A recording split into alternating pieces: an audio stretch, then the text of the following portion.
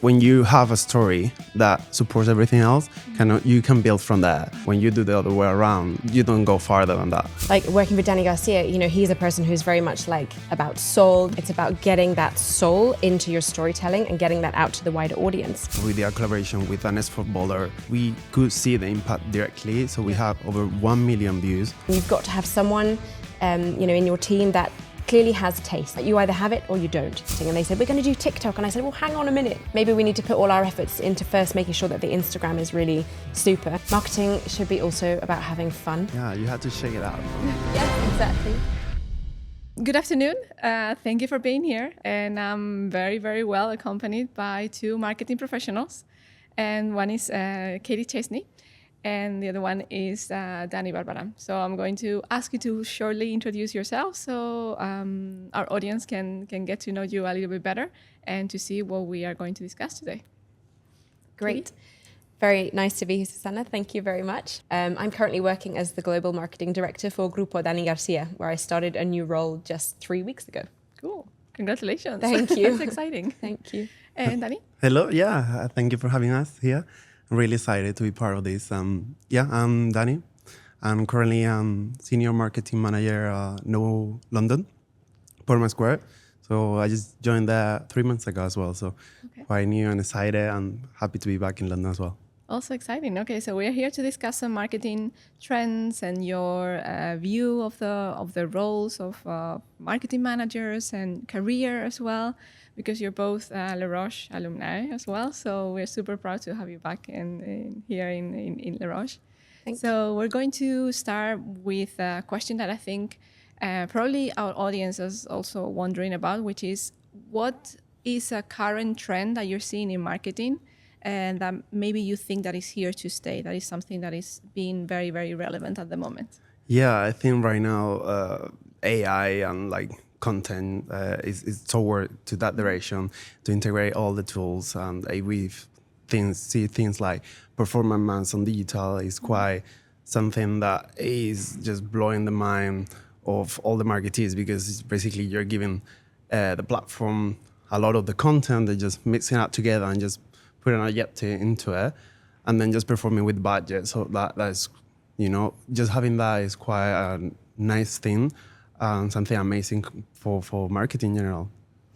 Yeah, it's true. I think, for example, in London, you see a lot of the top restaurant brands are using a lot of AI, but also 3D stuff in their social media. But I think Europe, for example, has a lot to catch up on in that regard. That's something that in Spain at the minute doesn't exist so much, which is something at Grupo Dani Garcia we're thinking about doing, but it would be like a pioneering thing to do in Spain. Like Jacquemus, basically, if you look at them, what they're doing, how they create the marketing, how, they disrupt it, but being, within the brand that they are creating, is truly amazing. Okay, and do you think that there is going to be any resistance to actually adopt those kind of technologies, or do you think that? I think it's like everything new, when we had at the beginning, the internet or Google, it's like anything, will take a while and it will be scary at the beginning because we don't know exactly how it's gonna get integrated to everything. But it's gonna be just another tool that we have and that we're gonna keep using, I think, hopefully, and be part of everything that we do daily. Yes, exactly. Do you think that, because sometimes I'm especially thinking about that from the point of view of the audiences, do you think that they will have a separate feel or a different feeling if they know that content has been created by artificial intelligence instead of a real person? Do you think that they would say this is not something that resonates so much with them? Do you think that could be an obstacle maybe, or? Yeah, I think if you don't use it properly and then just try to feed the beast and just create content and just blow it out there, you kind of lose the position and lose the authenticity of your brand. So it's about how you use it, when it's really making a difference. And I think also audiences or in general people are really chasing creativity. So we want brands to stand out and create things that are new, but at the same time, to be authentic with what you're doing, because otherwise I lose the point. I think there's a fine line. I think the fun thing about AI is you want people to look at it on Instagram and be like, oh my gosh, is it real or is it not real? And that trick is what you have to play on, I think. And I think that the audiences will kind of appreciate that, like the excitement of, is this actually a thing, or it didn't happen, or Right. that's where it's fun. But like you're saying, if you're too unrealistic, of course people know and they say, this is not. Yeah, so it's not real. trying to push the boundaries of Exactly. what could be. Yes, Maybe this is something that I think it's about playing the trick. Exactly. Yeah. Okay, cool. Yeah. And what do you think is because you have mentioned about how to position the brand and how to actually connect with the audiences. How do you think this is connected to the storytelling, or how do you approach storytelling in your companies at the moment, or maybe in companies that you have worked before? How do you approach it, and how do you integrate that into connecting with the audiences? I think it's quite it's a complicated question. Good question. But it's come to the root, I think, and to really have a clear vision of what the brand is and where the position of that brand stands. And then once you understand that and have had that the work, then you can integrate the storytelling and see where are the tools and how you're gonna create the strategy to bring that storytelling to be true. But also, it's not about creating stories and just for the sake of it. It's also creating things and stories that are relevant to your audience, that they're gonna be engaging with it, and at the end of the day, is pushing the brand towards where you want it to be and how you want it to be perceived. Yeah, I think if I can give like an example from the industry right now, like working with Dani Garcia, he's a person who's very much like about soul, he's from Andalusia, for example, like it's about getting that soul into your storytelling and getting that out to the wider audience. For example, now we're about to open Leña Barcelona. It's like, huge opening that we're going to do. And it's like, how do you really get, like, what is the soul of Leña as a brand? So that's, one thing that we're looking into now. I've only just started 3 weeks ago. So this is something our creative team are looking into. But, also, which is, for me, can be something even more in depth. You have Tragabuches, which is a restaurant here in Marbella. And, a lot of people don't know, for example, the name Tragabuches is the name of like how do you say that? Like a horseman, bandolero, se dice in Spanish. So, a lot of people don't know that. This is an amazing story. This is about like a horseman from Ronda. The food is like authentic Spanish, like venta cuisine. Like, this is a really authentic, it should be a really authentic brand, but it's something that now we're working on to show that message in the marketing. This is all about the storytelling, like exactly as you're saying, like looking into the depth of the origin, to make that story come to life. Yeah, because sometimes you get diluted and then you lose the authenticity of the brand itself. And I think a good example is being like as well Nobu, that across the years have been consistently building on to the story and the cuisine and creating new business areas, like at the beginning was the restaurant and the hotels, and now they're going into the residence. So that when you have a story that supports everything else, you can build from that. But sometimes when you do the other way around, you you don't go farther than that. Yeah, you cannot tell really who you are or what you are to your audience if you don't really prepare on what it is. Sure. It is it is something I think probably one of the things that I find most I'm more passionate about on marketing is that you have the two sides. You have the creative side, the artistic, and the thing. So I need to try new things and I need to design this character that is my brand. Yes. And on the other side, you have the analytics and the let's analyze how this works. Absolutely. And then So you have this very, very creative part, and then on the other side you have the very, very analytical part, which is the two combinations of like two different sides of the same thing, which is amazing. Yes. And which part do you think is more difficult to comprehend or to learn? And the super analytical side of the data and the results and how the campaign performed, or the part of the vibes of the brand and creating this atmosphere, what do you think is the most difficult to grasp? Depends on the person. At the end of the day, you're more analytical, more creative. And I think always a good combination of them is going to be the best. But in my case, I had to say like creative is so deep, and you had to consider so many things. When you are looking to that, you look into that at the end of the day. But creativity, there is so many ways to interpret it, so many things you can work with. For me, a good example has been like over my career, and especially at the beginning, I was obsessed with billboards and, advertising in general. So I was spending a lot of time just looking at how things were done. And from there, I learned quite a lot. So sometimes I try even to see, a billboard or an advertising or a photo, a video, and think backwards. It's like what they were thinking, what was the mood board like when they were creating that thing. So it's a concept at the end of the day where you have behind creativity, and sometimes it's not easy to grab into it, like numbers. Yeah. All right. This is so interesting. I'm going to slightly divert because, talking about billboards, something that's really important in Marbella and it's really important in Dubai, for example. But in like London, it's not really. I mean, as in you don't see it as often. Maybe you'll have like one here or there and it's a huge one. But something that we've been talking about is like how billboards are not measurable, So it's really fun and it's such a huge like canvas literally to do creative, to put your creative work, but it's not measurable. So that's kind of where this is an interesting point because you can, I mean, I agree with you. Being creative is super hard, and you've got to have someone, in your team that clearly has taste. You either have it or you don't, And that's really important and really interesting. But then obviously it's about linking that, as you're saying, to the reporting side of things. So what we're trying to do is everything that is measurable. So for example, we're about to cut lots of billboards because they're not measurable, but we're going to keep some really strategic ones. Mm-hmm.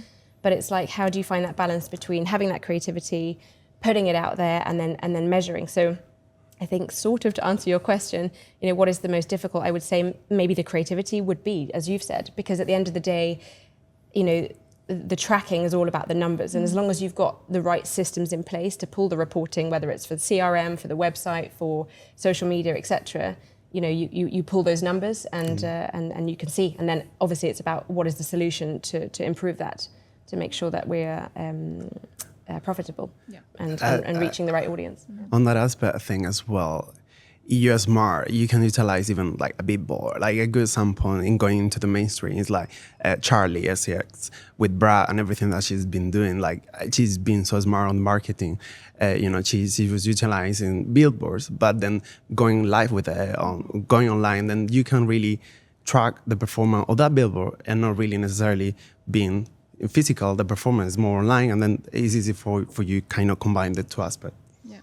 So it's a combination of a lot of different aspects. So this is what I like about building marketing teams is like you need different profiles, which is like with any other team.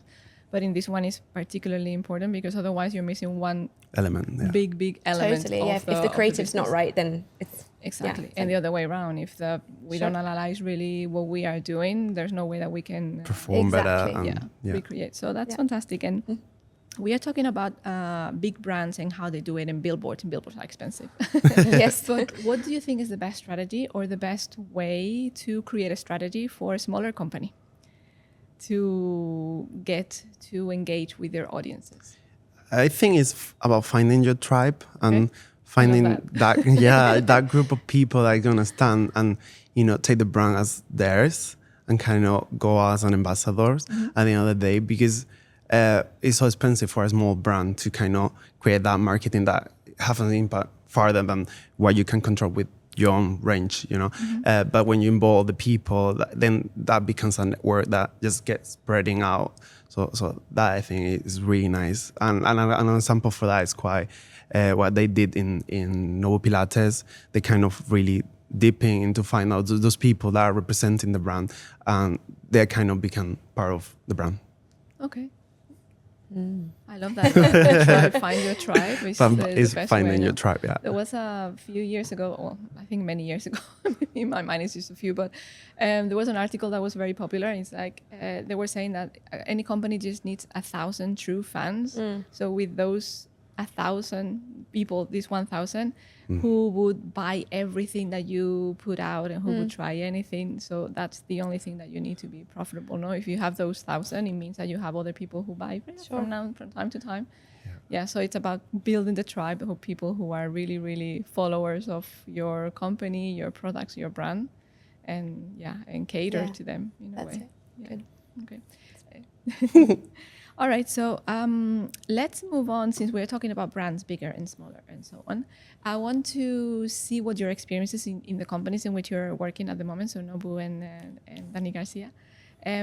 What is your experience with the brand? So I don't know if you're doing any rebranding or repositioning at the moment, maybe. So I would like to know your experience between, I mean, all of the elements of marketing that we have, and how you are using those in order to reposition or rebrand, or in case that you're doing any of those. Yeah, I can speak like about Portman, I guess, where I joined at the beginning 3 years ago. I left, but kind of my work was kind of to rework on the brand and reposition everything.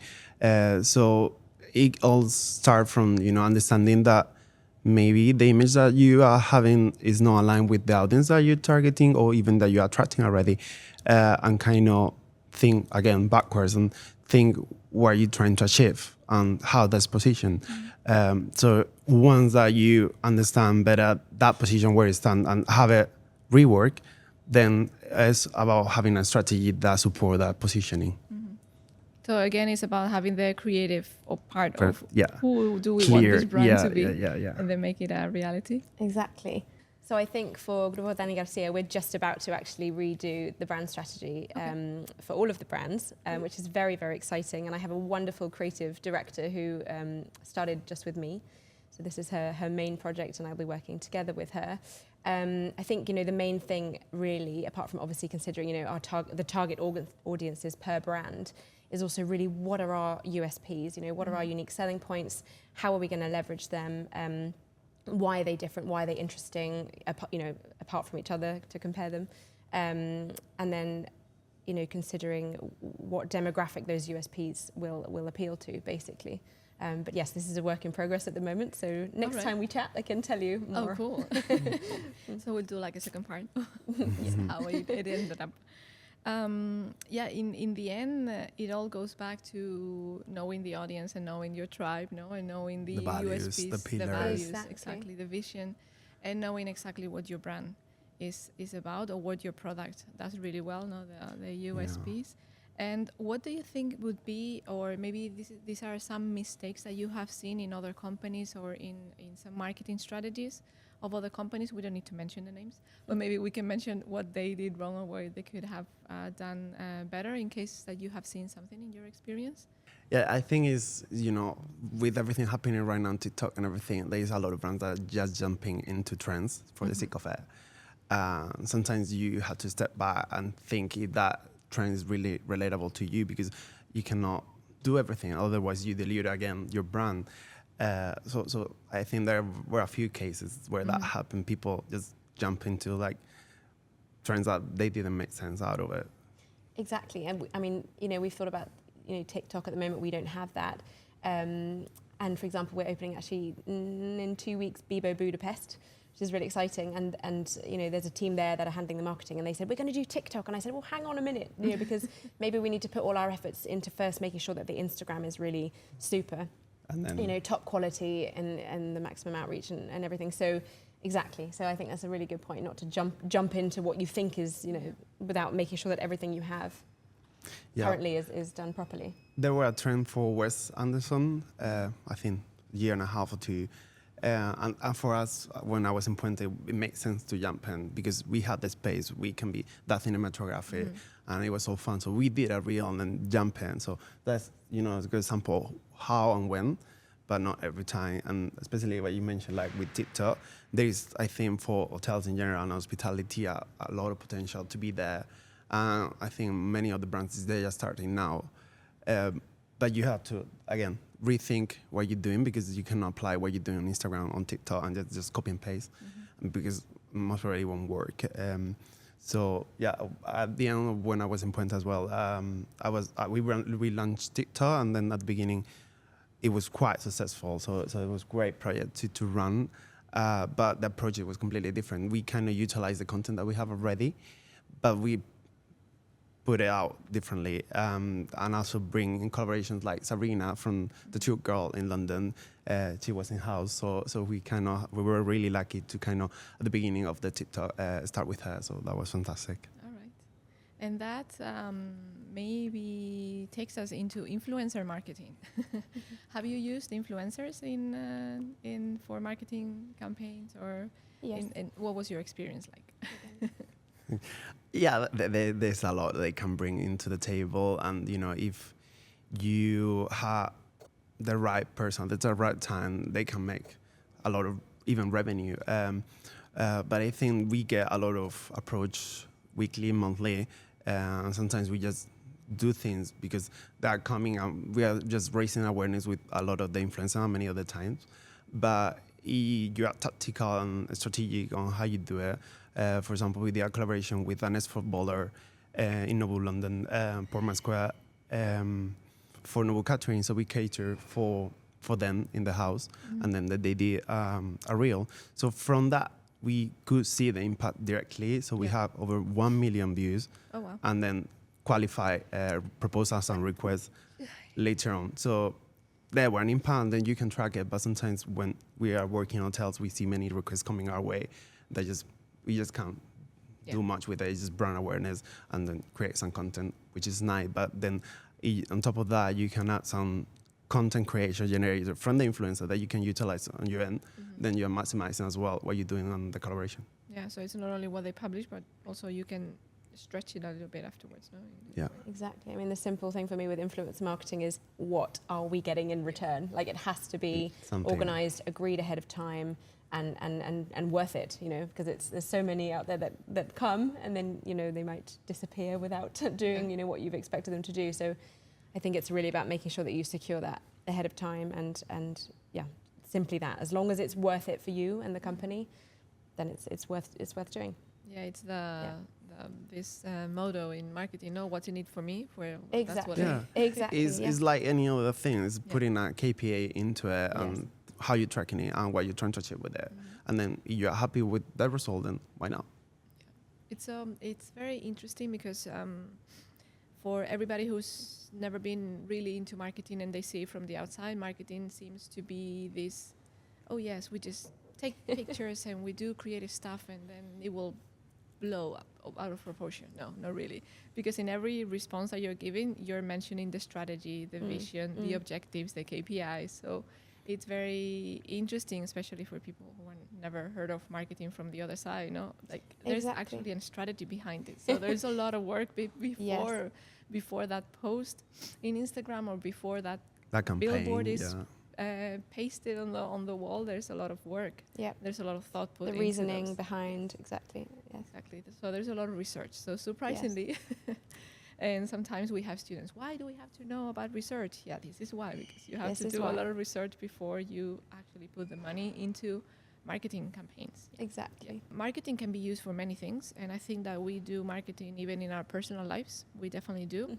We sell ourselves pretty much every day, to our friends, to our companies, to the market, the job market.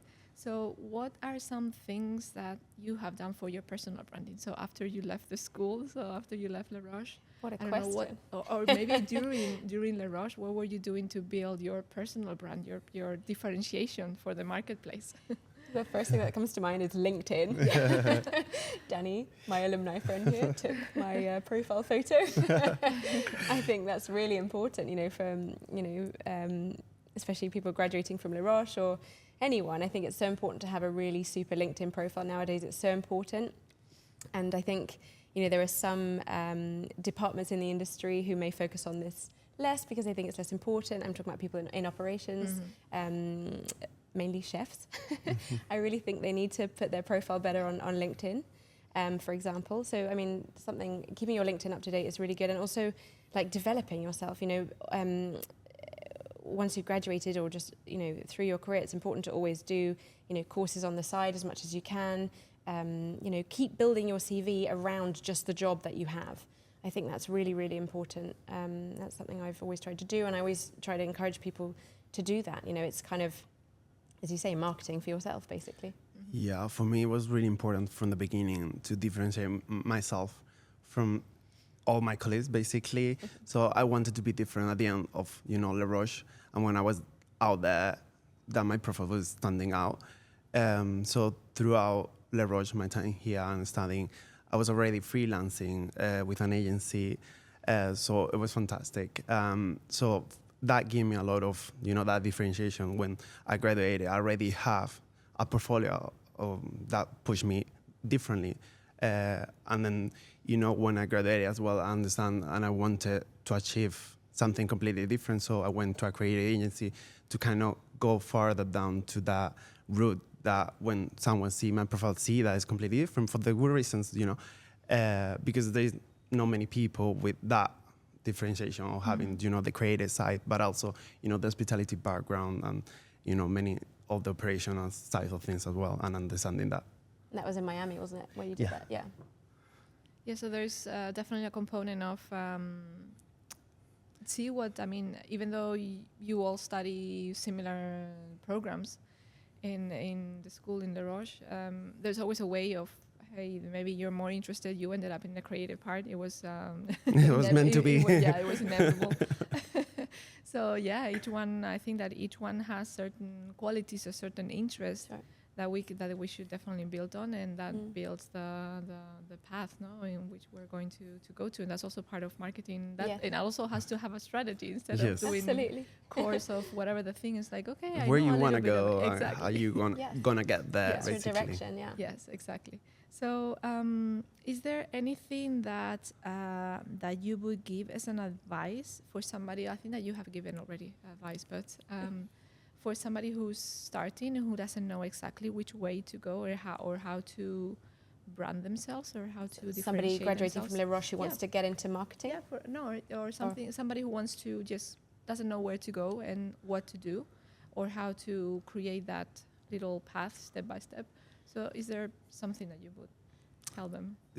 I think looking back as well to what is really on your core, or what is making you feel at the end of the day, because you want to work, but you want to work where you're happy, so once you start that, sometimes you go through a route and then you understand that you don't want that. Yeah. And then that's also helping you to, drive into the right one. And sometimes it's about, getting involved with things, even though you don't know sure why you're doing, but then they're bringing some kind of element of learning as well. Yeah.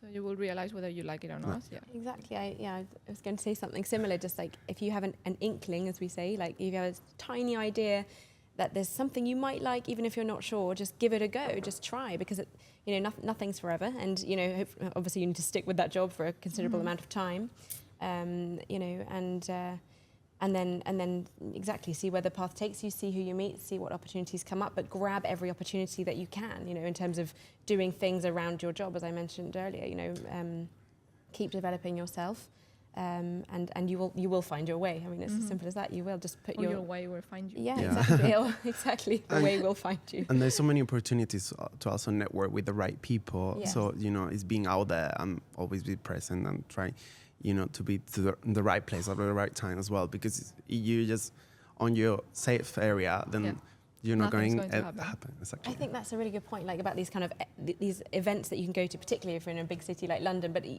Marbella, anywhere, there's always stuff going on, and nobody hands that to you on a plate. You have to look, you have to literally go onto the internet and say, what events can I attend that are marketing related, and just pull up the list and go and find these things, marketing or whatever industry you're interested in.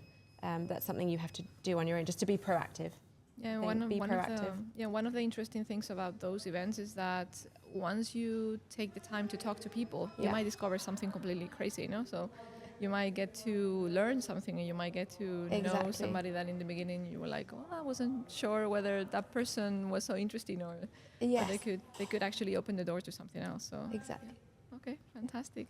And let's see, what part, this is more personal, professional question. What part of your job is your favorite one? The one that you say, I really get up in the morning and I can't believe I get paid to do this that I love. For me, it's like mood boards. Mood boards? Yeah. Love it. So much fun. They are not that easy as people think, I have and there is for that.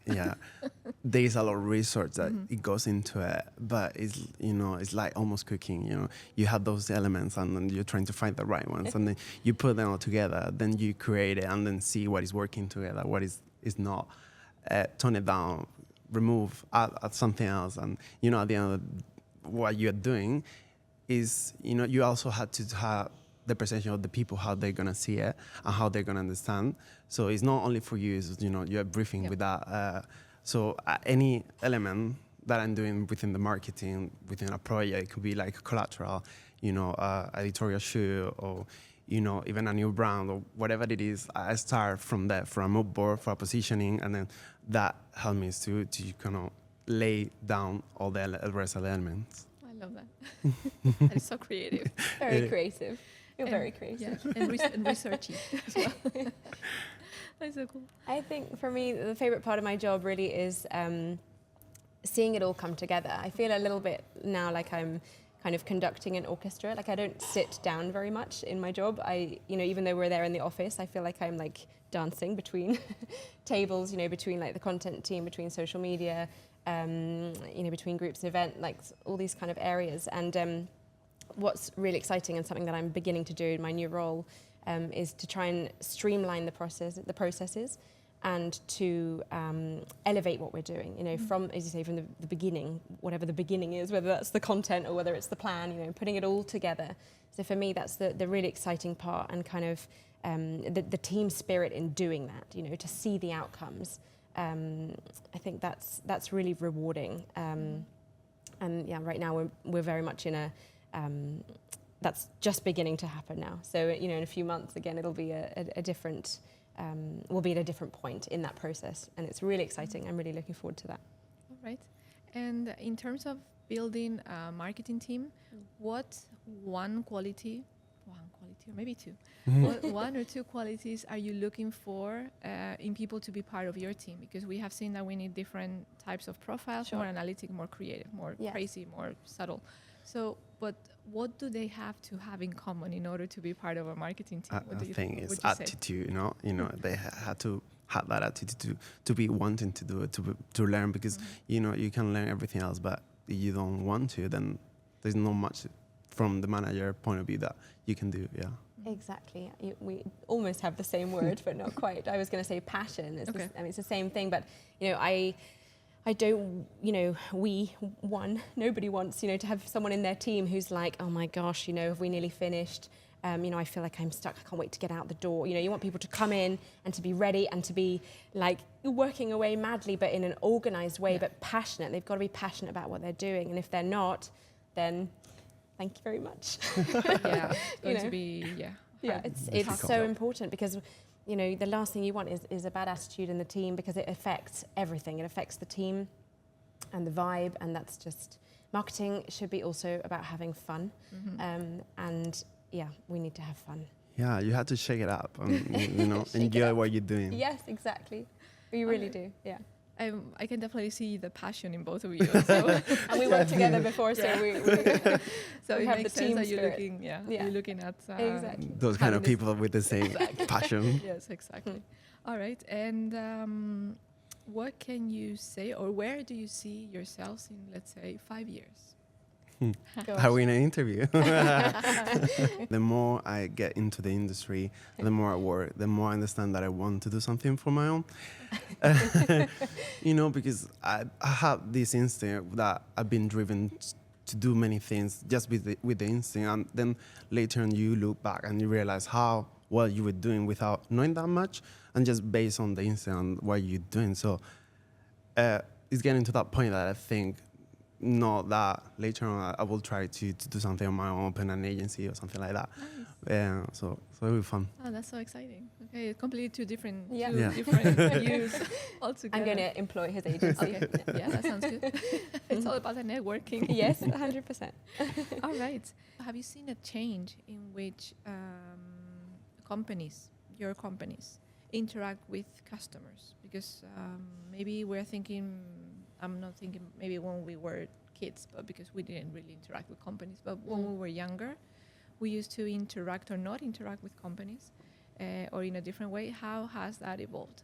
How are you looking to interact with your customers? I think it's interesting you say then kids, and I think social media. But originally when you were asking the question, I was thinking about CRM and, you know, the databases and how to maximize those in terms of, you know, retargeting the database that you have, and also, for example, we're opening now Lenya Barcelona. We sent out an initial email to our database to say we're opening on the 2nd of December, and then we've looked at those analytics. How many people have opened that email and consequently booked? How many people have not opened that email? How many people have opened it and not booked? Then we're doing a new newsletter to those people. So it's like proactively looking at how that newsletter's gone, and then doing something about it, and targeting them again. I think this is something super, super important, and it's really important to have like a dedicated person or two for that role. This is something that we are very much doing. Yeah, I think that counts as well, data protection, everything that you can do and not. And then at some point it was out of hands on the way that companies were reaching out to the audiences. And now with that law kind of on the cookies and all the new things are happening, you have to have a reason to kind of engage with the audience and not just kind of bombard them. Exactly. Yeah. But comes back to your example, a good idea is like when you're landing into a landing page after that newsletter, there's so much you can do with that cookies and that data that you are gathering from the people that are coming to your website. And then, you create another strategy on top of the one you have to kind of retarget and, maximize more. So there's a lot to do. Yeah, and it's more accessible, no? In a way, we have thanks to the data, it's more accessible what we can do, who open. And again, measurable, like targeting, everything. Read, test and fail. Testing, exactly. Yeah. And redoing what you're doing or do it in a different way. That's it, A/B testing, 2 different versions of a newsletter, comparing how they do. Yeah, so it's incredible what we can do right now with all the data that we have. With that in mind as well, I think there was many companies that they were not communicating all across. So back to your point, I think whatever you're doing, every platform has to communicate to the audience with the same different ways, because the channel is different maybe, but you're talking with the same tone, the same communication, and all at once, rather than just having one ahead of the other one. So it has to be a combined effort from the whole marketing communications. Consistent communication. Exactly, consistency is key. Yeah. Thank you both for being here and sharing your insights. It's very inspiring to hear, especially from professionals like you coming from the industry. So I've met you before at Puente Romano, so it's lovely to have you back. And Ms. Chesney, welcome. Good to see you. Congratulations on your new role as well. Thank you very much. So I have a few questions. I wanted to see, based on my current experience now and the learning that I've been doing now, I'm currently in the marketing for luxury tourism masters. Great. I'm in my 2nd semester, so I'm almost finished. Nice, well done. Within a few weeks. Thank you so much. So for me, it's more based on the luxury experience, because I don't have that much background in this industry, but I do have in the hospitality industry. Okay. So I wanted to ask you, with this fast-paced moving industry now, I'm using that word a lot, yes. how do you try to keep personal touch, especially with data and AI becoming an increasing trend now? How do you make sure that you keep your emotional touch to your clients? It's a very good question. Yeah. That's a very good question. It's about going to your core, and not losing that, and just grab it. And it doesn't matter that you're integrating all these many tools to kind of be quicker on how you execute everything. But at the end of the day, thinking on where is your audience, and specifically in the luxury, you cannot lose that point of mind. Where your audience is standing and how you can attract them. Yeah, and I think it's all about, coming back to your KPIs of what you're trying to achieve. And again, it's about like tracking and monitoring. So if you're, trying to make some content that is personal to target an audience, you have to track it, and you have to see how it works, and then you have to think how to change it, So I think that's part of the process as well. Great, thank you so much. My next question would be, I believe a question was asked earlier, what kind of advice you give to someone coming into this industry, and you mentioned LinkedIn is very important. but what do you give to that person with actual skills, or what can they expect to experience in this industry nowadays entering the market?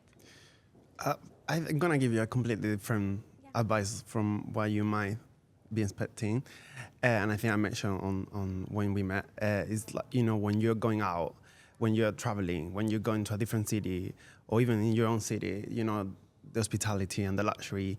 Try to kind of investigate and explore and go into those hotels, those brands, and see how they're doing it from the inside out. So how they communicate, and as well understanding what is the property experience, when you're going into a brand. And then, for example, if there's a corporate brand at the back of that, how everything is related and how one property is different from another. But they keep consistent on the brand, basically. So I think, to do that exercise when you're like on your free time is also a really good thing to do to kind of keep developing yourself. How can brands in general, doesn't have to be in a luxury industry, but how can brands in general build partnerships or choose the partners for the company that align with their brand's values and ideas and vision? I think, how do you choose? Yeah, I think, for that you've just got to base it on the objectives. You've got to make sure you have the kind of the same outlook, the same direction, the same objectives, the same level of luxury, and make sure that they're hand in hand, that, they have the same vision about what the messages that they're trying to portray. I think that's the key element. And I think as well as looking at the pillars. What are the pillars that you have that other brand has as well in common? So you can leverage that storytelling to create a story that is combined, bigger than any of the story separated.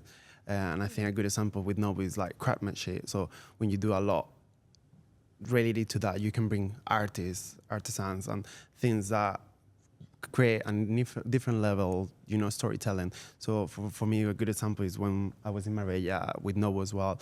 We did this Christmas tree, and we brought in an origami artist, but she was based from, she was growing up here in Malaga. So it was a nice story to tell because it was the Japanese element, but also combined with, the tradition of being here and, having an artist to do that as well. I think also on this point, what's really interesting is because, we used to work together in Puente Romano and Nobu Marbella, and now I'm with Dani Garcia, you're with Nobu, but now in London, and thinking about like collaborations and so on. Dani Garcia and Nobu-san, Chef Nobu, are very, they love working together. And interestingly, it's about values as well, talking about pillars, values, objectives. Like they have a very similar values in the sense that they're both very authentic. It's very much like cooking from the heart, so... Kokoro. Kokoro.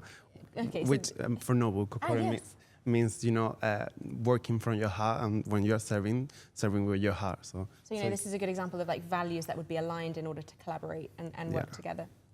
Yeah. Great, wonderful.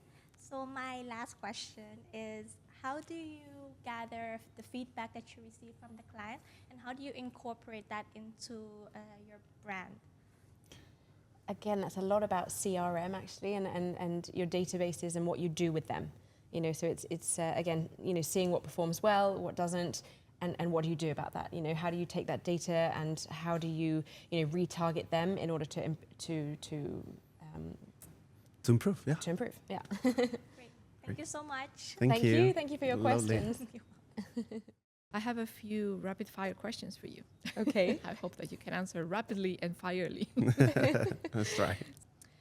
What's better to use? What do you think? User-generated content or brand-generated content? You have to pick brand because you can control it a bit more. Agree. Good. Okay. All right. Good.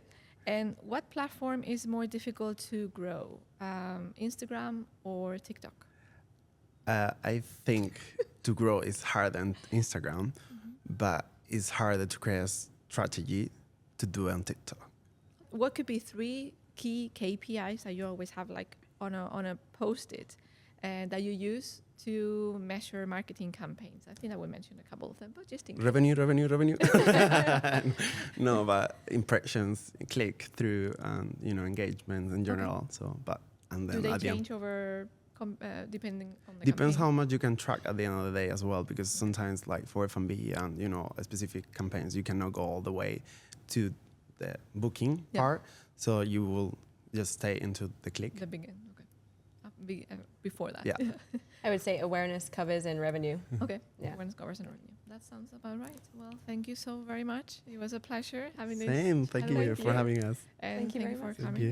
And you're at home, of course. You're We here in are. Kansas, you're at home. So thank you so much for being here in the first Roches Talks. And I will hope to see you back. Thank you Thank very you. much, Susanna. Thank you. Thank you. I'm a selfish kind of person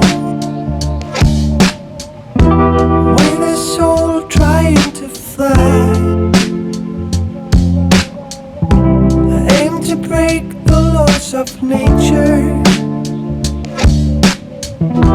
and learn to love before I die.